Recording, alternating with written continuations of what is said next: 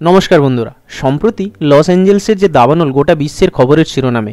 কিন্তু শুধুই কি লস অ্যাঞ্জেলসে এমন ঘটনা ঘটছে? ভারতের দিকে তাকালে কেন্দ্রীয় বন দপ্তরের যে রিপোর্ট আছে তা দেখলে আপনি অবাক হবেন। স্টেট অফ ফরেস্ট রিপোর্ট 2023-24 সালের হিমাচল প্রদেশে দাবানলের সংখ্যা বেড়েছে 1339%।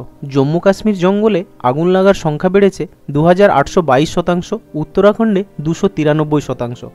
সরকারি এই ডেটার উৎস হল visible infrared imaging radiometer sweet.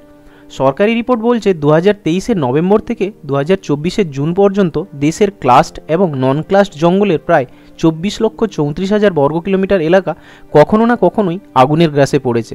সরকারি পরিভাষায় দু ধরনের জঙ্গল রয়েছে, এক হলো ক্লাস্ট আর 2 নম্বর হলো নন ক্লাস্ট। ক্লাস্ট হলো সেই সমস্ত জঙ্গল যেখানে সরকারি খাতায় জঙ্গল বলে ঘোষিত, আর নন ক্লাস্ট জঙ্গল হলো সেই সমস্ত এলাকা যেখানে গাছের আচ্ছাদন রয়েছে কিন্তু এলাকাটি জঙ্গল হিসাবে ঘোষিত নয়। অনেকটা এলাকা জুড়ে বিস্তৃত বিভিন্ন ধরনের বাগান নন ক্লাস্ট জঙ্গলের মধ্যে পড়ে। সরকারি রিপোর্ট অনুযায়ী গত এক বছরে দেশের প্রায় 1,500 বর্গ কিলোমিটার নন ক্লাস্ট জঙ্গল আগুনে পুড়ে ছাই হয়ে গেছে। সবথেকে অবাক করা তথ্যগুলো হলো এমন 3টি রাজ্য যেখানে শীতে বরফ পড়ে সেই জায়গাগুলোতেই দাবানলের সংখ্যা সবথেকে বেশি। তার মধ্যে অন্যতম হলো হিমাচল প্রদেশ, উত্তরাখণ্ড এবং জম্মু কাশ্মীর। কোন ধরনের গাছ জন্মায় তার উপর ভিত্তি করে ভারতের জঙ্গলকে কয়েকটি ভাগে ভাগ করা হয়েছে। এর মধ্যে রয়েছে চিরসবুজ অরণ্য, প্রায় চিরসবুজ অরণ্য, পর্ণমোচী বা পাতাঝরা গাছের জঙ্গল এবং নাতিশীতোষ্ণ গাছের জঙ্গল।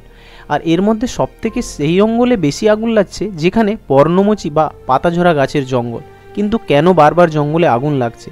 জঙ্গলে আগুন লাগার কারণ এখনও নিশ্চিতভাবে চিহ্নিত করতে পারেনি কেন্দ্রীয় বন দপ্তর ও পরিবেশ মন্ত্রক।